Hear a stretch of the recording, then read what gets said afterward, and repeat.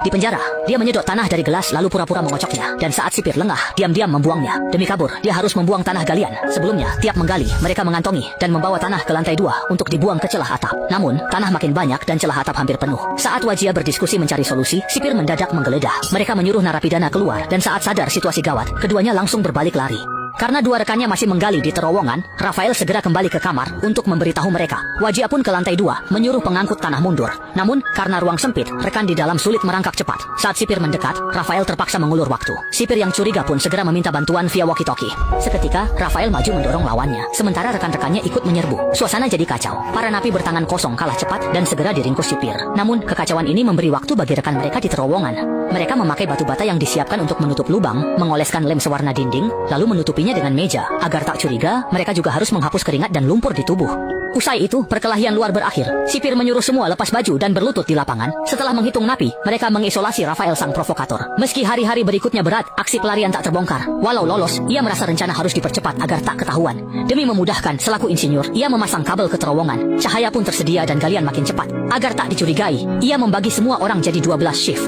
Jadi, tiap orang cukup kerja 2 jam sehari agar terowongan terjaga 24 jam. Dengan ini, mereka bisa gali 120 kilo tanah tiap hari. Sisa waktunya tak boleh sia-sia. Latihan tinju, lompat tali, dan acara sosial penjara tetap harus diikuti. Karena sering muncul di depan umum, membuat sipir tak curiga. Namun itu belum cukup. Saat keluar terowongan, mereka wajib bersihkan sisa tanah di tubuh dengan teliti. Kuku pun harus bersih. Namun saat lubang mendalam, oksigen menipis, sehingga penggali mudah pingsan. Karena terowongan dalam, tim penyelamat sulit menjangkau jika ada kecelakaan. Mereka harus mencari solusi. Si pria cerdas lalu meminta Charlie mencari mesin motor. Alat itu milik narapidana tua di bengkel kayu yang sangat menyayangi barangnya dan enggan meminjamkannya. Begitu banyak. Akhirnya, ia menggunakan kebebasannya sebagai harga untuk berhasil mendapatkan mesin motor itu.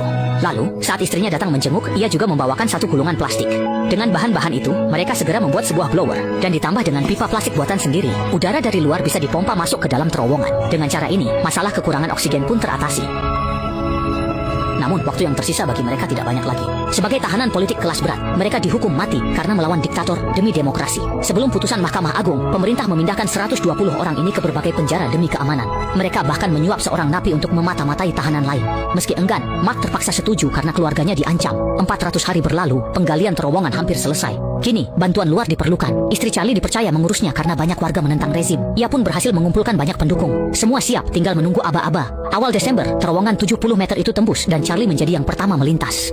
Pria itu melubangi atap, lalu menyedot pewarna merah dengan suntikan, dan menyemprotkannya keluar sebagai tanda. Di luar, pria berjanggut melihat tanda itu, dan mencatat lokasinya. Besoknya, seorang pastor datang membawa pesan bahwa lubang kurang 10 meter dari target. Jika nekat keluar sekarang, mereka pasti ketahuan karena rombongan ini sangat banyak. Demi keamanan, ia memutuskan menggali 9 meter lagi. Namun saat bekerja, terdengar suara keras dari atas. Tiba-tiba penjara berguncang karena gempa. Orang-orang di terowongan segera keluar, dan pria di langit-langit pun hilang.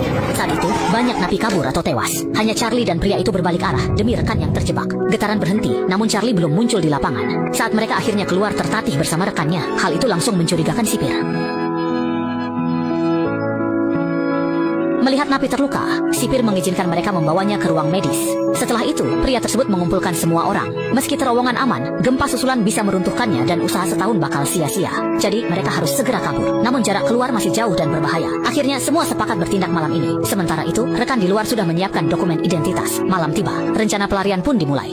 Demi keamanan, mereka kabur bertahap. Sebagian tetap menonton film sebagai pengalih perhatian sipir. Sisanya bersiap pergi. Setelah berpamitan, setiap narapidana yang turun dicatat agar tak ada yang tertinggal. Di terowongan mereka harus terus merangkak maju supaya rekan lain bisa segera menyusul. Setelah sebagian besar turun, penonton film pun mulai meninggalkan ruangan satu persatu.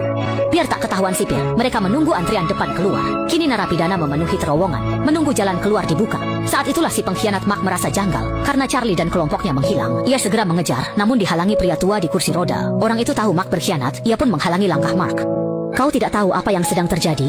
Jelaskan. Nggak ada waktu. Apa maksudmu ada yang beda? Di tengah kacau, Mark jatuhkan lawan lalu lari ke lantai 2. Tapi di sana cuma ada si Poni tengah. Ia kaget lihat lorong di pojok. Kekhawatiran sipir terbukti. Si Poni tengah membujuknya kabur. Kamu kan belum nikah. Tapi Mark tak bisa karena keluarganya disandera sipir. Ia mau lapor tapi dihalangi. Si Poni tengah marah. Kamu bakal celakakan semua orang. Tapi jika diam, keluarganya tetap terancam. Saat itu rekan penjemput datang dan segera menggali terowongan hingga tembus keluar.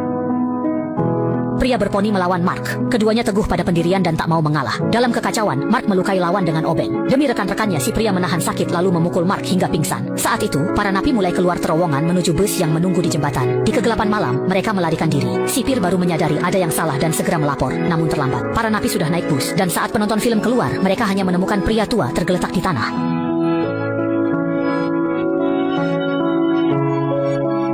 Mendengar ini, napi terkejut dan tak percaya. Namun saat melihat celah tembok, mereka yakin ucapan pria tua itu benar. Tanpa ragu, mereka merangkak masuk. Saat itu, dua sipir sadar ada yang aneh, lalu menutup pintu dan memanggil bantuan. Tak lama, sekelompok sipir bergegas masuk. Di Finlandia Tengah pun ada penangkapan. Pemimpinnya bertemu polisi. Tak jelas kapan terowongan digali, meski domain surgawi rutin mencari. Di mana ujungnya? Meski tiba tepat waktu, banyak tahanan tetap kabur. Di bus lain, istri Charlie membagi dokumen ke semua orang, agar tak tertangkap polisi. Mereka turun bertahap dalam kelompok kecil secara berkala. Seseorang lalu menjemput dan mengantar mereka ke tempat aman. Ini kisah nyata. 49 dari 120 tahanan politik kabur. Ada yang keluar negeri dan menetap, sisanya tertangkap lagi. Tak lama, negara ini menyambut pemerintah demokratis pertama. Diktator pun resmi berakhir.